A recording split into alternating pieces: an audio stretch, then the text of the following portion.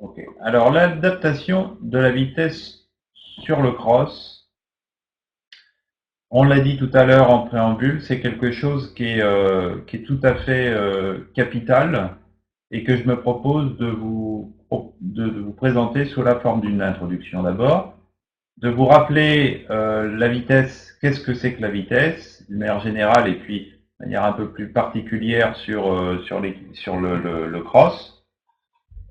Et après, ce que je pense intéressant de vous présenter, c'est la manière et les raisons de l'adaptation. C'est-à-dire qu'on sait que on va plus ou moins vite sur un cross, mais qu'est-ce qui fait qu'on va aller plus ou moins vite, hein? Donc on va voir qu'il va y avoir deux paramètres, deux types de paramètres principaux, soit ceux qui sont liés au cheval, soit ceux qui sont liés à la compétition. Et puis ensuite, on fera une petite conclusion qui permettra de récapituler un petit peu l'ensemble.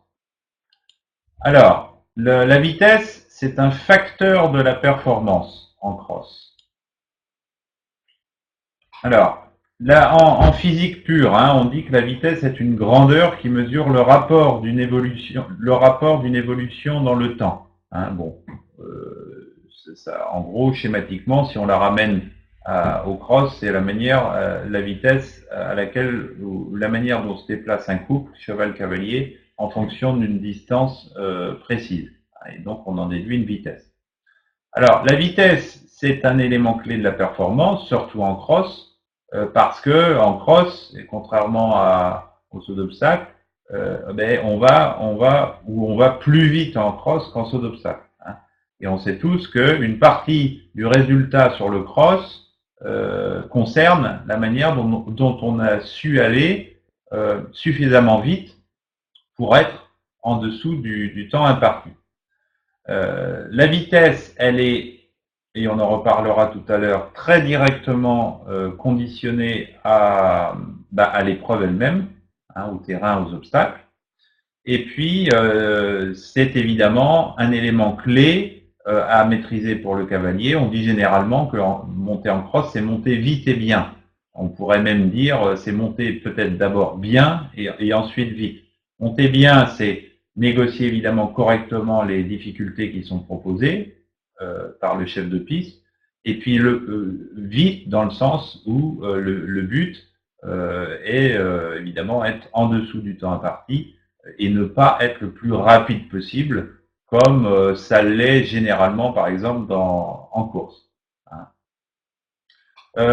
La maîtrise de la vitesse est d'autant plus importante que sur le plan purement vétérinaire, il est établi que c'est la vitesse qui crée les pathologies majeures auxquelles les chevaux de complet sont malheureusement souvent confrontés, type tendinite évidemment ou problèmes articulaires. Hein. La règle, donc on a dit, c'est pas d'être le plus vite possible, mais c'est d'être dans le temps imparti. On se rappelle qu'il y a même des fourchettes qui sont prévues pour les amateurs de manière à ce qu'ils sachent aller vite, mais en gros, mais pas trop. Hein. La vitesse, elle va se situer entre 520 mètres minutes, 570 mètres minutes pour les chevaux, et on est plutôt entre 440 et 520 pour les jeunes chevaux, 4, 5, 6 ans, l'épreuve est s'achève. Hein. Voilà, donc ce qu'on pouvait dire en général sur la question de la vitesse. Alors, c'est un facteur de la performance, c'est-à-dire qu'en fait, c'est une dominante qui peut influencer la réussite ou pas, selon qu'on la maîtrise ou pas. Elle fait partie des facteurs de la performance physique, puisque chaque cheval a une capacité plus ou moins grande à être rapide, soit pour des raisons physiologiques, soit des raisons musculaires. Elle est en rapport avec les facteurs de la performance dits techniques, c'est-à-dire que la vitesse, elle est impactée par la manière dont en gros, le cavalier sait monter vite ou pas.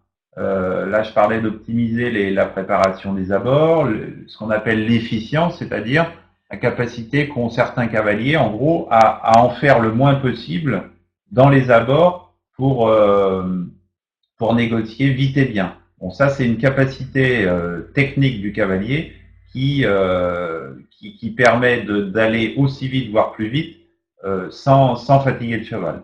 Hein. Et puis c'est aussi lié aussi à la capacité de savoir quelquefois prendre un petit peu de risque sur un parcours de cross qui peut au final faire la différence.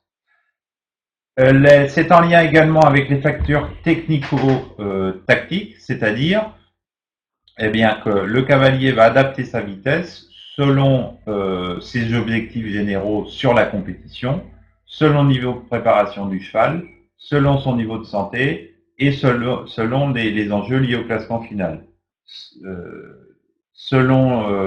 Pour argumenter ce dernier point, il est bien évident que la compétition préparée et la manière dont elle se déroule, et là je fais appel aux autres épreuves, dressage et saut d'obstacles, mais on ne va pas aller forcément à la même vitesse selon les résultats déjà obtenus. Donc vous voyez que en fait, la vitesse, bon, il y a la règle imprimée par l'épreuve, il faut aller par exemple à 550 mètres minutes sur 3500 mètres de cross, mais que en fonction de plein de paramètres, eh bien on va plus ou moins s'aligner sur cette règle. Alors justement, on parlait des paramètres d'adaptation. Quels sont-ils? Alors moi, je vois deux grandes catégories de paramètres. Le premier, que je vais relier directement au cheval lui-même. Alors, les capacités naturelles du cheval. Donc on l'a évoqué tout à l'heure. Chaque cheval est plus ou moins capable d'aller vite, voire très vite. Généralement, on a tendance à évoquer une question de pédigré. Alors évidemment, on a tendance à relier la vitesse, notamment au sang qu'ont les chevaux, qui généralement proviennent déjà sur le plan génétique, de courants de sang qui sont plus ou moins importants. L'anatomie, évidemment, un cheval plutôt léger, avec des grands rayons, avec de l'amplitude, qui va avoir tendance naturellement à être plus athlétique, plus rapide, et puis tout simplement sa vitesse naturelle au sol, c'est-à-dire que il y a des chevaux, comme les humains, qui sont plus ou moins rapides. Et d'ailleurs, à ce propos, la taille des foulées n'est pas forcément en rapport, puisque vous avez des fois des chevaux qui ont des petites foulées, mais par contre qui ont une capacité à répéter beaucoup, et qui au final seront quasiment aussi rapides que des chevaux qui ont davantage d'amplitude. Donc le pédigré, l'âge et la maturité. Alors la vitesse qui va être imprimée sur le cross par le cavalier est aussi impactée par le fait que le cheval soit un jeune cheval, évidemment. Alors on va réduire un petit peu. Ou alors un cheval qui est pas très mature, qui est pas fini physiquement. Donc on dit ça régulièrement d'un cheval qui est un peu tendre, qui est un peu vert, qui est encore en croissance, ou qui est pas assez dur, c'est-à-dire qui a pas assez de pratique en cross pour soutenir et encaisser une vitesse trop importante pour lui. Son niveau de forme physique et de santé, évidemment, est tout à fait capital. Voilà, on peut se trouver que sur une compétition avec un cheval qui est pas très en forme, donc évidemment on va adapter. Un cheval fragile, le cheval fragile évidemment a besoin que la vitesse soit en corrélation sous peine de problèmes physiques évidemment. Et puis le mental, le cheval fragile émotif qu'on peut courir un peu moins vite pour les raisons qu'on imagine, ou à l'inverse, le cheval qui est un petit peu froid, un petit vite, qui a besoin d'être monté en termes de vitesse un petit peu au-dessus de ce qu'il a naturellement tendance à vouloir vous donner. Alors son niveau d'entraînement, ça c'est davantage, ça fait, ça rappelle, pardon, une dimension qui est tout à fait importante, c'est en situation sur le cross, le niveau de fatigue qui est ressenti par le cavalier et qui fait que l'adaptation de la vitesse va à nouveau être un point clé. Les moyens de le savoir, je crois qu'on les connaît assez facilement. C'est un cheval qui ventile mal, qui respire mal, Le cheval est un peu moins à l'écoute, c'est-à-dire que quand on a une sollicitation de jambes par exemple, il y a un décalage toujours plus important de timing entre la demande et la réponse. Une qualité de saut qui se dégrade, bah oui, le cheval saute moins bien, il passe moins bien les genoux, il monte moins le garrot, ou alors une allure sur le cross qui est un peu plus lourde. On sent le cheval qui est moins tonique, en gros, qui est tout simplement fatigué. Donc là, attention. D'un point de vue plus général, on peut aussi faire un lien entre la vitesse et la place de la compétition dans la programmation de la saison. C'est-à-dire que la compétition peut servir à préparer un objectif plus important et auquel cas, eh bien, on va courir un petit peu moins vite que si cette compétition avait été un objectif principal pour elle-même. Alors là, on a un petit graphique qui vous présente le rapport qu'il y a entre la vitesse sur le cross et le niveau de fatigue. Alors, assez rapidement, en rouge, c'est la courbe de la vitesse, voilà, et en bleu, c'est la courbe des pulsations cardiaques, des battements du rythme cardiaque, des battements du rythme des battements cardiaques. Alors on observe déjà que bon, sur la courbe rouge, que la vitesse, vous voyez, sur un cross, bah, elle évolue, hein, elle change beaucoup. Alors, on va de 487 mètres minutes, 538, 531, 173, etc. Et au-dessus, que les battements cardiaques ont tendance à, bon, évoluent généralement assez en corrélation, mais que, c'est ça qui est intéressant, c'est qu'en fait, même pendant une phase de ralentissement en fin de parcours, donc plutôt sur les deuxièmes parties de courbe, eh bien, les battements cardiaques continuent à augmenter. Donc, en gros, eh bien, plus le cross est long, plus l'état de fatigue est objectivement important, même si, en fin de cross, on a un ralentissement. Ça, c'est quand même un paramètre assez intéressant à observer. Alors, deuxième catégorie de paramètres, les paramètres d'adaptation qui sont liés à la compétition elle-même. Donc là, on passe du cheval maintenant à la compétition elle-même. Qu'est-ce qui fait que le cavalier va adapter sa vitesse par rapport aux éléments de la compétition à laquelle il participe?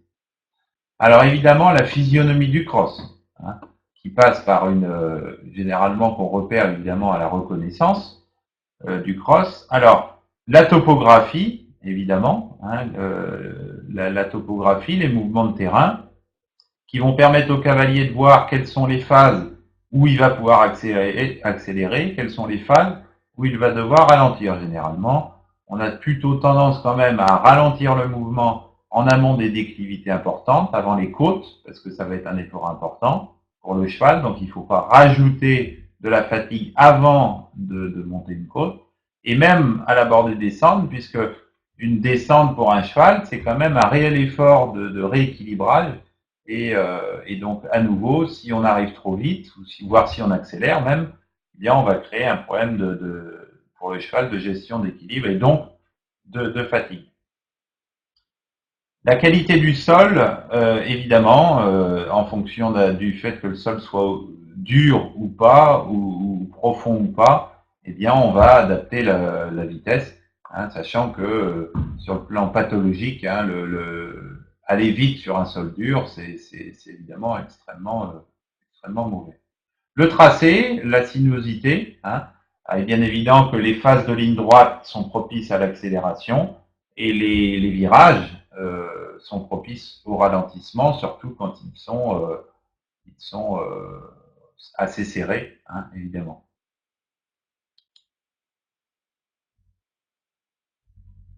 La physionomie du cross, donc là on a parlé de la topographie. La physionomie du cross, là, ça fait davantage appel à la manière dont les obstacles sont répartis. Hein. Alors bien évidemment, quand il y a une concentration d'obstacles importante, ben, on est forcé d'adapter la vitesse par le ralentissement. Et quand il y a les obstacles sont plus espacés, alors on va avoir tendance à prendre de la vitesse et à accélérer. La nature des obstacles, on imagine assez bien que quand on a des obstacles de volée avec beaucoup de pieds, assez faciles, on va s'autoriser une accélération, une prise de vitesse. Et à l'inverse, quand on a des profils qui sont assez secs, qui sont des profils avec peu de pieds, avec un plan vertical, ou des obstacles directionnels, ou des combinaisons avec des contrats de foulée, ben évidemment, ça, ce sont des types, des profils d'obstacles qui vont inciter un ralentissement de manière à ce que on soit toujours dans l'idée maîtresse qui est de sauter vite, mais surtout bien. Hein, c'est tout à fait capital. Alors, pour s'aider évidemment à cette adaptation de la vitesse, il y a l'utilisation bien sûr du chronomètre avec le positionnement des minutes qui doit être assuré en épreuve nationale, soit par le cavalier, ou par le cavalier, pardon, et puis en épreuve internationale, le cavalier doit rouler son parcours. En épreuve nationale, généralement, elles sont indiquées par le chef de piste. Hein. Alors, le chronomètre est évidemment un facteur clé de la gestion de la vitesse, mais qui ne doit pas être utilisé de manière totalement aveugle. C'est-à-dire que oui, le but est d'être dans ces minutes, mais en tenant compte de tous les paramètres qu'on a évoqués avant, et qui sous-entend que, eh bien, à la reconnaissance, on peut anticiper le fait d'avoir un peu de retard sur une minute, et puis anticiper aussi le fait sur une autre d'avoir même un petit peu d'avance en fonction des paramètres qu'on a évoqués précédemment.